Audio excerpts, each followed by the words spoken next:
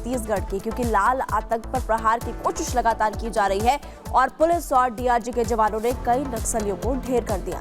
बिल्कुल, आपको बता दें कि दंतेवाड़ा में 2 घंटे के अंदर 31 नक्सलियों को ढेर किया गया है और सुरक्षा बलों की ये बड़ी कामयाबी माना जा रहा है, लेकिन ये बस शुरुआत है। एक रिपोर्ट इसी से जुड़ी आपको दिखाते हैं।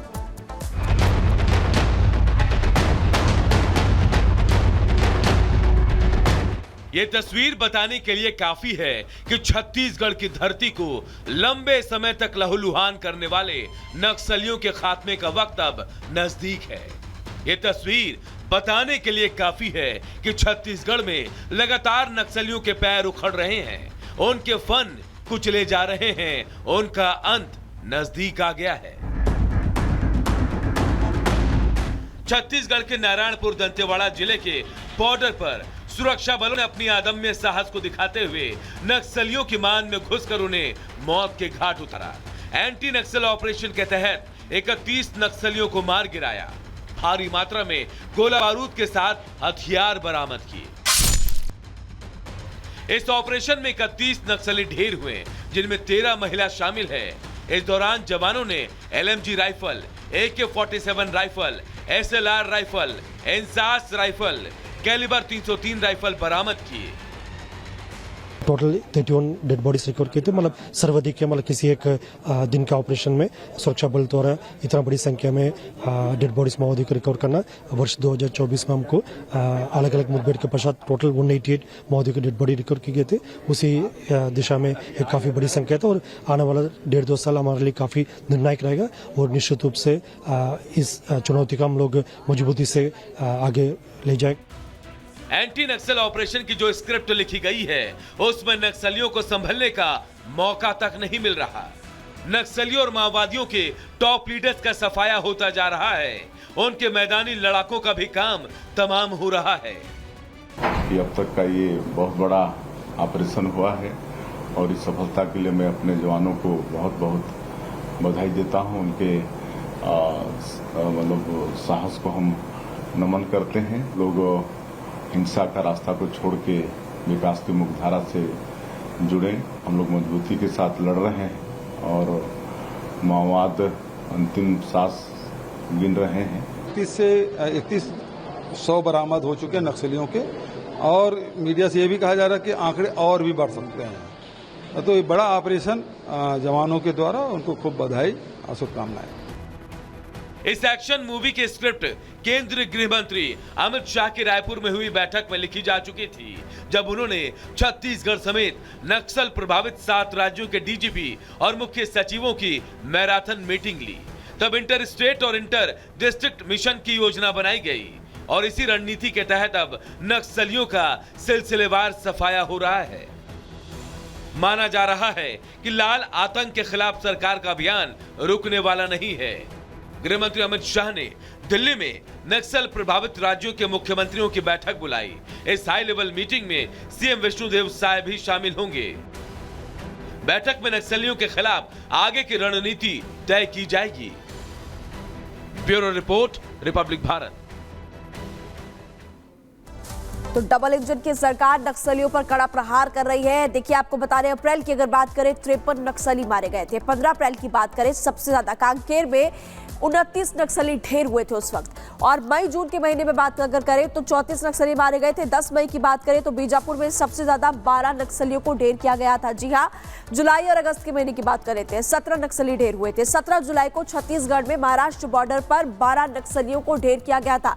और इसके अलावा सितंबर के महीने में देखें तो 19 नक्सली मारे गए थे। 3 सितंबर को एक बड़ा ऑपरेशन यहाँ पर किया गया था दंतेवाड़ा बीजापुर बॉर्डर पर। उस वक्त 9 नक्सलियों को ढेर किया गया था। तो आपको फिलहाल बता दें ग्राफिक्स के जरिए कि इस वक्त लगातार डबल इंजन की सरकार, केंद्र की तरफ से आदेश दिया गया और राज्य सरकार भी एक्शन मोड में नजर आ रही है। सितंबर के महीने की जानकारी आपको दे रहे हैं और एक एक करके आपको बता रहे हैं कि अब तक कैसे कितने नक्सली कहां पर ढेर हो चुके हैं। और लगातार लाल आतंक की सफाई की तैयारी में पुलिस, और पुलिस के साथ साथ आपने देखा डीआरजी की भी तैयारी पूरी है। और अब एक और बड़ा ऑपरेशन यहां पर फिलहाल किया गया।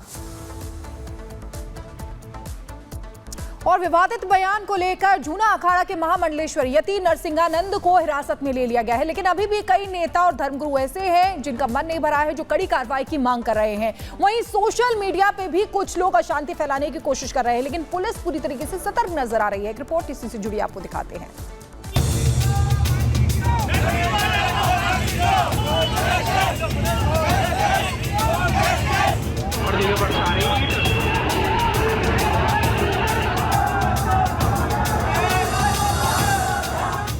जूना अखाड़े के महामंडलेश्वर यति नरसिंहानंद के बयान पर यूपी समेत कई राज्यों में विरोध चरम पर पहुंच गया है। गाजियाबाद से लेकर बुलंदशहर तक विवादित बयान पर जमकर हंगामा हुआ।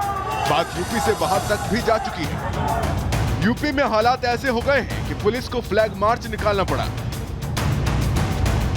कुछ जगहों पर तो पुलिस का लाठीचार्ज भी हुआ है। हालांकि भारी विरोध को देखते हुए पुलिस ने यति नरसिंहानंद को हिरासत में ले लिया है। हिरासत में लिए जाने से पहले ही डासना के आसपास भारी संख्या में पुलिस बल तैनात कर दिया गया था। साथ ही गाजियाबाद के संवेदनशील इलाकों में पुलिस तैनात की गई है। डासना मंदिर के बाहर सड़क पर कुछ लड़के आकर हो हल्ला कर रहे थे। इस सूचना पर मंदिर परिसर में मौजूद पुलिस बल तथा थानाध्यक्ष वेब सिटी द्वारा उनको खदेड़ दिया गया था। मंदिर परिसर के आसपास पुलिस अशांति बनी हुई है, यहाँ पर और अतिरिक्त पुलिस बल लगा दिया गया है। इस संदर्भ में कुछ लोगों द्वारा अफवाहें फैलाई जा रही हैं। मेरा अनुरोध है कि इस तरह की कोई गलत अफवाह न फैलाई जाए। गिरफ्तारी से पहले लोनी से बीजेपी विधायक नंद किशोर गुर्जर डासना देवी मंदिर भी गए थे। मंदिर से बाहर निकलते वक्त नंद किशोर गुर्जर ने मीडिया से बात करते हुए कहा कि देश कानून और संविधान से चलता है।